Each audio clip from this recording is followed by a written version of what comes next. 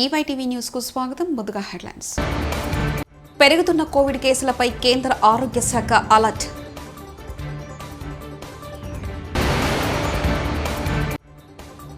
తమిళనాడులో 10కి చేరిన మృతుల సంఖ్య. మోదీకి తక్షణ సాయం కోరిన స్టాలిన్.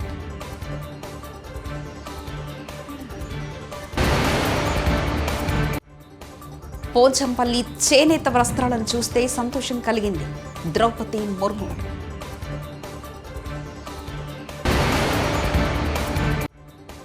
జగనన్న విదేశీ విద్యా దీవెన నిధుల విడుదల.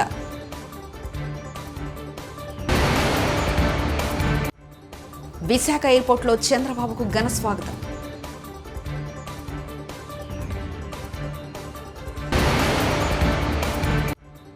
జనసేన పార్టీ సహాయ నిధికి 1.30 కోట్లు విరాళం అందించిన ప్రవాస భారతి.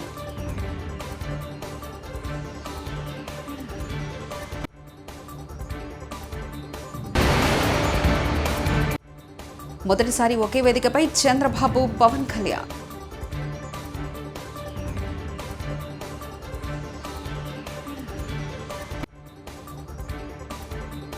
దేశంలో కోవిడ్ కేసుల సంఖ్య క్రమక్రమంగా పెరుగుతుంది. దీంతో పెరుగుతున్న కోవిడ్ కేసులపై కేంద్ర ఆరోగ్య శాఖ అలర్ట్ అయింది. బుధవారం కేంద్ర ఆరోగ్య శాఖ మంత్రి మాన్సుఖ్ మాండవీయ అధ్యక్షతన ఉన్నత స్థాయి సమీక్షా సమావేశం నిర్వహించారు. అన్ని రాష్ట్రాల్లో కేంద్రపాలిత ప్రాంతాల ఆరోగ్య సౌకర్యాలపై సమీక్షా సమావేశం చేపట్టారు. ఇన్ఫ్లుయెంజా అనారోగ్యం, తీవ్రమైన శ్వాసకోశ అనారోగ్యం, శ్వాసకోశ వ్యాధుల పెరుగుదలను కట్టడి చేయడం, కోవిడ్ అరికట్టడంపై సమీక్ష నిర్వహించారు. తమిళనాడులో మిచాంగ్ తుఫాన్ ప్రభావంతో కురిసిన భారీ వర్షాలు చిగురుటాకులా వణికిస్తున్నాయి. వరదల దాటికి ఇప్పటివరకు 10 మంది మృతి చెందారు. వేల సంఖ్యలో ప్రజలు నిరాశ్రులయ్యారు. వర్షాలు ఇంకా తగ్గకపోవడంతో పలు జిల్లాల్లో పాఠశాలలు, కళాశాలలు మూతపడ్డాయి. రాజ్యసభ మరియు లోక్సభ రెండింటి నుంచి సస్పెండ్ చేయబడిన ఎంపీలు డిసెంబర్ 20న పార్లమెంటు ఆవరణలో నిరసన తెలిపారు. వారు గాంధీ విగ్రహం ముందు గుమికూడి ప్రజాస్వామ్యాన్ని రక్షించండి నినాదాలు చేశారు. Congress parliament chairperson Sonia Gandhi, party అధ్యక్షుడు మల్లికార్జున్ ఖార్గే, రాహుల్ గాంధీ కూడా నిరసనలో పాల్గొన్నారు. లోక్సభ, రాజ్యసభ రెండింటి నుంచి 140 మంది ఎంపీలు సస్పెన్షన్కు గురయ్యారు.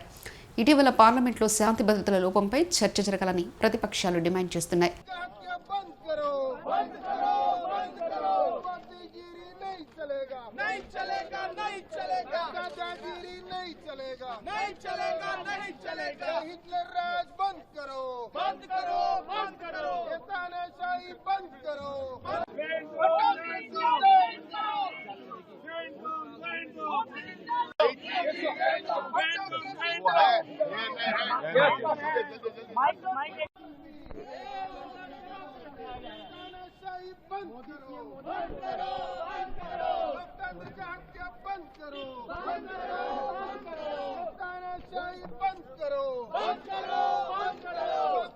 చేనేత పరిశ్రమతో గ్రామీణ ప్రాంత ప్రజలకు మంచి ఉపాధి దొరుకుతుందని రాష్ట్రపతి ద్రౌపది ముర్ము అన్నారు. బుధవారం చేనేత కార్మికులతో ఏర్పాటు చేసిన థీమ్ ఫెమిలియన్ కార్యక్రమంలో రాష్ట్రపతి పాల్గొన్నారు. ఈ సందర్భంగా ద్రౌపది ముర్ము మాట్లాడుతూ తెలంగాణ రాష్ట్రం మంచి చేనేత వస్త్రాలను అందిస్తుందన్నారు. పోచంపల్లి, వరంగల్, సిరిసిల్ల వస్త్రాలకు TIG ట్యాగ్ రావడం అభినందనీయమని కొనియాడారు. పోచంపల్లి చేనేత వస్త్రాలను చూస్తే సంతోషం కలిగిందన్నారు. భారత సంస్కృతి సాంప్రదాయాల్లో చేనేత ఒకటన్నారు. భూదాన్ పోచంపల్లిని ప్రపంచ గ్రామీణ పర్యాటక ప్రాంతంగా గుర్తించడం అభినందనీయమని చెప్పుకొచ్చారు. చేనేత వస్త్రాల కృషి గొప్పదని, కళను వారసత్వంగా మరొకరికి అందించడం గొప్పదన్నారు. చేనేత రంగాన్ని కాపాడుకునే విధంగా కృషి చేయాలని తెలిపారు. చేనేత అభివృద్ధికి తన వంతుగా కృషి చేస్తానన్నారు. తమ ప్రాంత ప్రజలను పోచంపల్లికి తీసుకువస్తానని రాష్ట్రపతి ద్రౌపది ముర్ము వెల్లడించారు.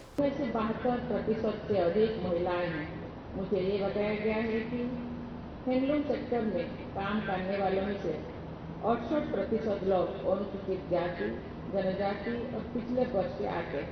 इसलिए सोशल एम्पावरमेंट की दृष्टि से भी ये सेक्टर अत्यंत महत्वपूर्ण है. తెలంగాణ రాష్ట్రంలో నేసేటటువంటి వస్త్రాలతో పాటు ఇవన్నీ కూడా ప్రపంచ పరివ్యాప్తంగా ఎంతో పేరు ప్రఖ్యాతుల్ని ఆర్జించుకున్నాయి. అంతేకాకుండా ఇక్కడి ఉత్పత్తులు ఏవైతే ఉన్నాయో వాటికి GI ట్యాగ్ కూడా దొరకడం నిజంగా చాలా అభినందించదగ్గ విషయం. తెలంగాణ पोचमपल्ली, गोदवाल, नारायणपेट, सिद्दीपेट और पाका जैसे विशेष साड़ियों और वारंगल की जरीज के लिए जाना जाता है. यहाँ के कोई हैंडलूम प्रोडक्ट्स को जीआई टैग भी मिला हुआ है। తెలంగాణలో దొరికేటటువంటి పోచంపల్లి వస్త్రాలు కానివ్వండి, వరంగల్లో దొరికేటటువంటి వస్త్రాలు కానివ్వండి, వీటన్నిటికీ కూడా ఒక ప్రత్యేకత ఉంది. ఇవన్నీ కూడా చేనేత రంగానికి చెందినటువంటి అద్భుతమైన ఉత్పత్తులు. వీటికి జీఐ ట్యాగ్ కూడా దొరకడం జరిగింది. आज बहुत सारे अवार्ड यहाँ आए हुए हैं। मैं आप सबका देश और राज्य की बुनाई की परंपरा को संरक्षित करने और आगे बढ़ाने के लिए हार्दिक बधाई देती हूं। ఈ రోజు చాలా మంది ఇక్కడికి అవార్డు గ్రహీతలు రావడం జరిగింది. వారందరినీ చూస్తే ఆనందంగా ఉంది. మీరు ఈ దేశ మరియు ఈ ప్రాంత చేనేత పరంపర ఏదైతే ఉందో దాన్ని కాపాడమే కాకుండా భవిష్యత్ తరాలకు తీసుకొని వెళుతున్న శుభ సందర్భంగా మీ అందరికీ అభినందనలు తెలియజేస్తూ ఉన్నాను. आज पोचमपल्ली गांव में आकर और आप लोग पोचमपल्ली सिल्क साड़ी कैसे बनाते हैं ये देखकर मुझे बहुत अच्छा लगा।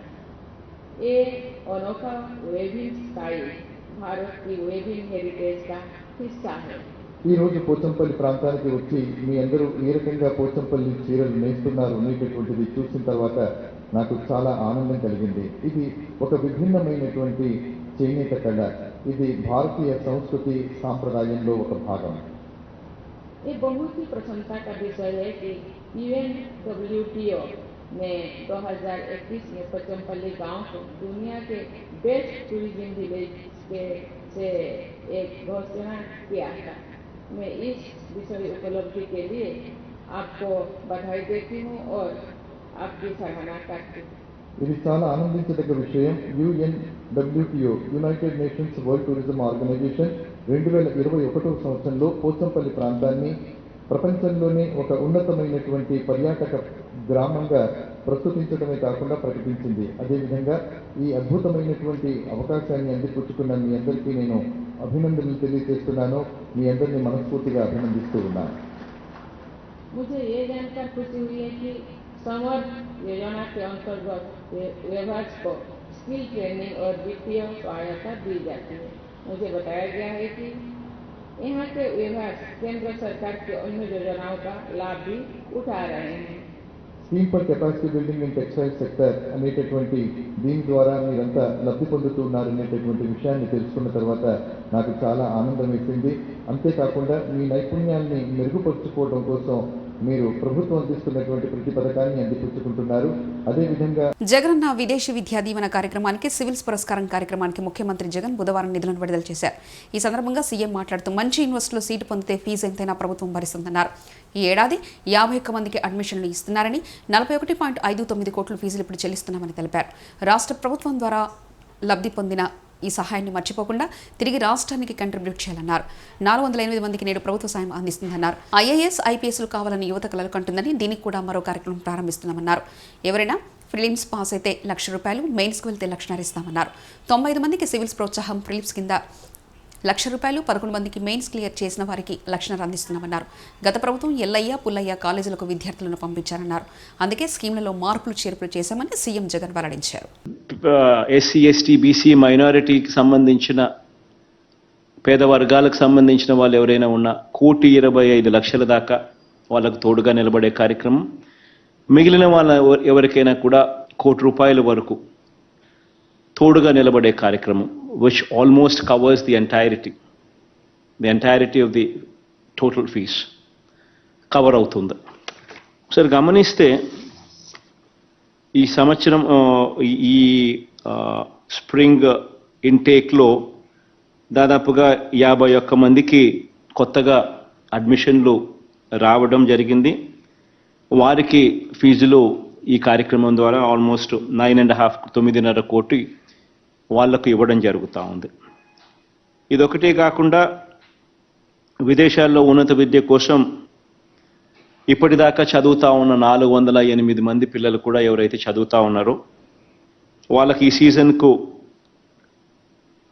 లో ఫీజులు చెల్లించాల్సిన 390 మందికి వాళ్ళకు కూడా ఫీజు కూడా కలుపుకుంటే దాదాపుగా 41.59 కోట్ల రూపాయలు 41.5 crores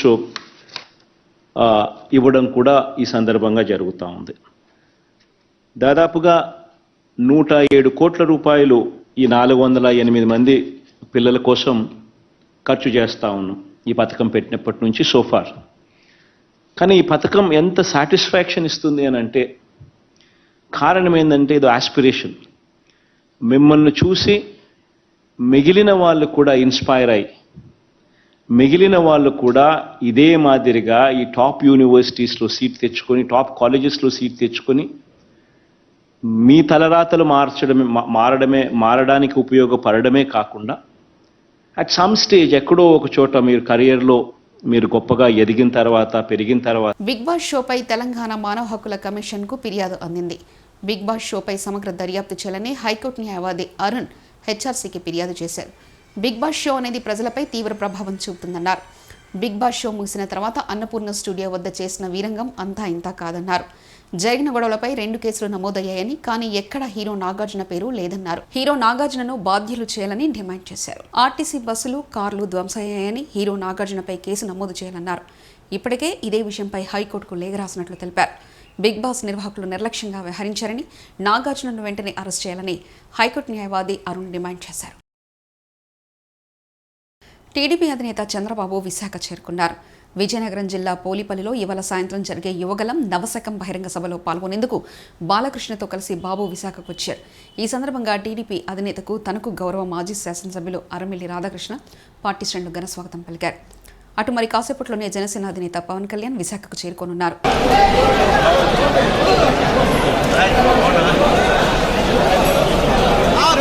జనసేన పార్టీ ఎదుగుదల కోసం ప్రవాస భారతీయులు, ప్రసవాంధ్రులు అందిస్తున్న సహకారం ఎన్నటికీ మర్చిపోలేనిదని పార్టీ అధ్యక్షుడు పవన్ కళ్యాణ్ పేర్కొన్నారు. మంగళగిరిలోని పార్టీ కార్యాలయంలో యూకే, ఐర్లాండ్, ఆస్ట్రేలియా, జర్మనీ, నెదర్లాండ్కు చెందిన జనసేన నేతలు పవన్ని కలిశారు. వివిధ దేశాల ఎన్ఆర్ఐలు మొత్తం 1.30 లక్షలు జనసేనకు విరాళంగా ఇచ్చారు.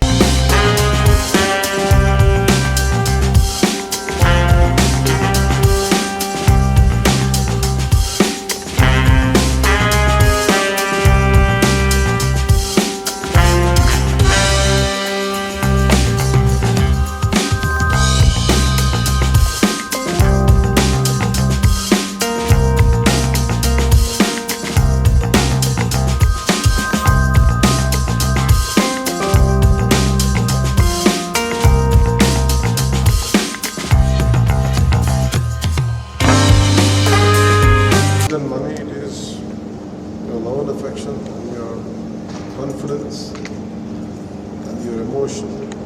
I'm truly honored. So it's good to hear me. TDP జాతీయ ప్రధాన కార్యదర్శి నారా లోకేష్ యువగలం విజయోత్సవ సభకు సర్వం సిద్ధమైతే బుధవారం విజయనగరం జిల్లా భోగాపురం సమీపంలో పోలిపల్లిలో జరగనున్న యువగలం సభకు తొలిసారిగా తెలుగుదేశం అధినేత చంద్రబాబు, జనసేనాని పవన్ కళ్యాణ్ ఒకే వేదికపై కనిపించబోతున్నారు. ఇరు పార్టీల మధ్య పొత్తు కుదిరిన తర్వాత అధినేతలు ఇద్దరు ఒకే వేదికపై నుంచి మాట్లాడబోతున్నారు. ఈ సభ పట్ల ఏపీ వ్యాప్తంగా ఇరు పక్షాల అభిమానుల్లో ఆసక్తి నెలకొంది. భవిష్యత్తు కార్యాచరణను యువగలం వేదిక నుంచి ప్రకటించబోతున్నారు.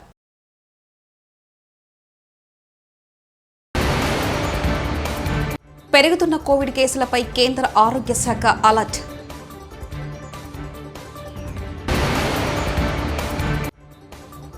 తమిళనాడులో 10కి చేరిన మృతుల సంఖ్య. మోదీకి తక్షణ సాయం కోరిన స్టాలిన్.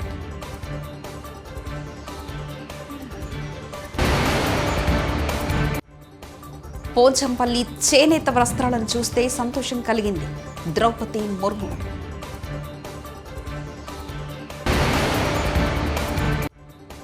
జగనన్న విదేశీ విద్యా దీవెన నిధుల విడుదల.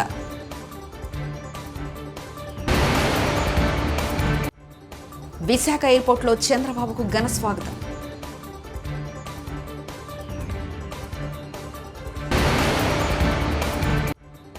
జనసేన పార్టీ సహాయ నిధికి 1.30 కోట్లు విరాళం అందించిన ప్రవాస భారతీయులు.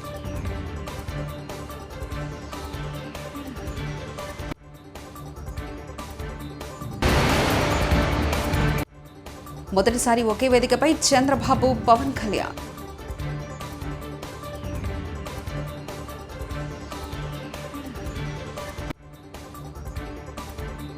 ఇవి బులెటిన్ విశేషాలు. చూస్తూనే ఉండండి E5 టీవీ న్యూస్.